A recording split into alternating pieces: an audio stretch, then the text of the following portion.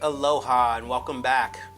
The latest issue of Exotica Moderna is out, and in here is a tribute to my friend Brother Cleve. I couldn't possibly do him justice in the amount of space that I had, so I just took all quotes from industry professionals that looked up to him, that really admired him and loved him, and I put those on a tribute page, and there's a recipe in there as well, which I'm going to get to in a moment. For those of you who don't know, he was a member of Combustible Edison, and he was a great influence for the cocktail culture revival in the 1990s. He was a legendary mixologist, barkeep, and in addition to the cocktail scene in Boston, he had just opened up a place on the Lower East Side of Manhattan by the name of Lullaby. Last year, after his passing in September, a bunch of some of the most noted mixologists and bar and restaurant owners in Manhattan all came to pay tribute to him.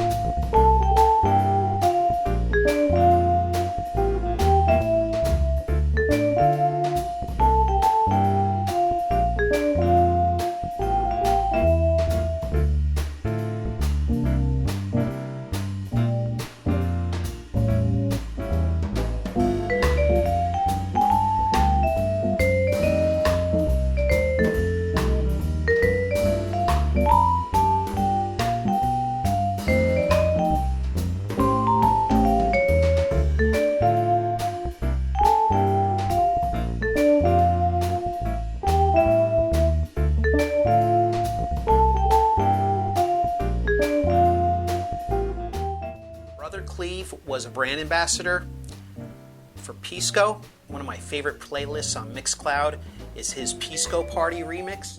Couldn't get a bottle of Machu Pisco, but I do have this one cool one, which is in a Moai. I have to use this today because I wasn't going to drive out to Long Island just to get a bottle of the other stuff, and nobody local seems to have it for whatever reason.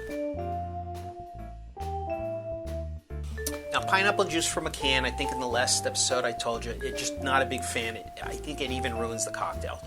So I went through the effort of making fresh pineapple juice, and it's no easy task. If anybody knows a way to extract the juice from a pineapple, or if there's a brand I could go out and buy, it is so much easier than going out and buying this monster, which isn't exactly cheap. And the cleanup isn't easy either. So if anybody knows of another way to get fresh pineapple juice, let me know. I don't drink it often enough. Now, typically this is served in a Gibraltar glass. A Gibraltar glass you're typically going to find in your old school bars and dive bars. You drop them or tip them over, they typically won't break. It's got flat edges, so you can hold on to it even when the condensation forms. And they're super cheap. They're like less than $1 each, even if you buy them at retail prices. Besides, when I had it there, it was served in a coupe, so I'm going to use this coupe, and I'm going to add the ingredients. Now, 1/4 ounce of cinnamon. Cinnamon syrup, homemade. 1/4 ounce of orgeat. Fill it up to the next line here. 1/2 ounce of lemon juice. That's going to bring us right up to the top of the jigger.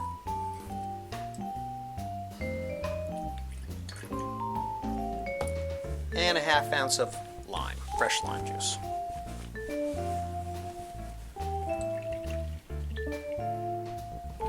I like doing it over the jigger so I could see when it gets exactly to the line that I need it at. 1/2 ounce of the lime. 1/2 ounce of the fresh pineapple.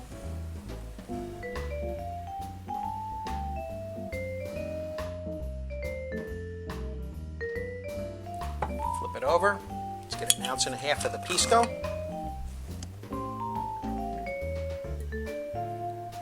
And for those who don't know, Pisco is a Chilean or Peruvian brandy that's lightly aged. It is clear in color. It's made from the grapes, Anything made from fruit is called a brandy.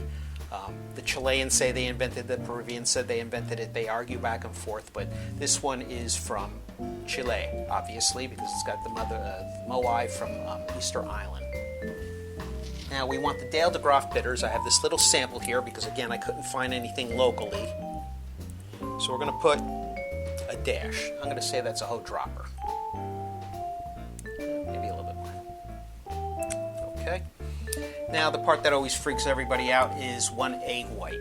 I don't know the medical facts behind it, but I've never had an issue with raw eggs, especially just the egg whites. So we go like that. We just want the white. So we do that by just holding onto the yolk and letting all the rest fall back in. If you have fear of salmonella or raw eggs or anything, leave it out, but this is going to give it a really cool mouthfeel. The viscosity is really going to be improved, and we are going to do that by dry shaking it. And by dry shake means we're just simply going to shake without the ice.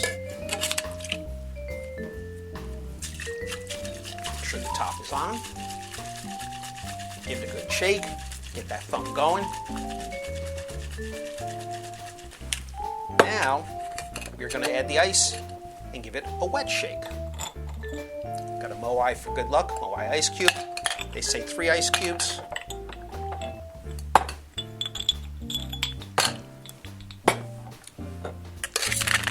Now the wet shake.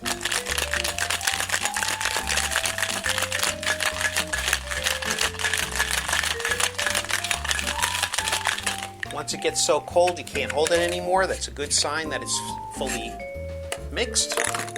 Ooh, look at that foam on there. When I had one of these again after dinner, since I had all that fresh pineapple juice, it was infinitely better when I put it in the drink mixer and blended it instead of shaking it with an egg white.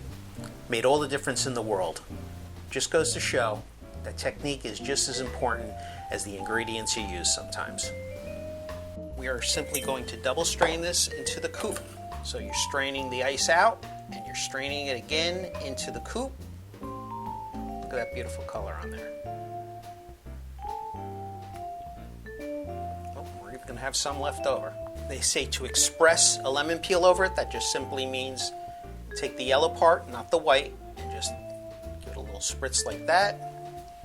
You could garnish it with a pineapple frond, pineapple leaf,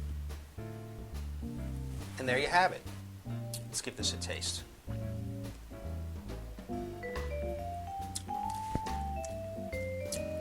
Love the cinnamon.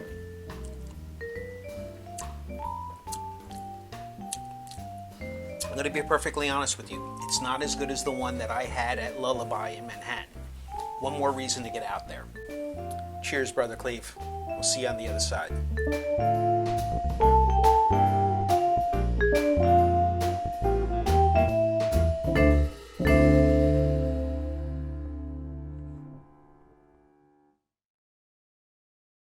Hello everyone, Tim Mayer here from the Tiki 7.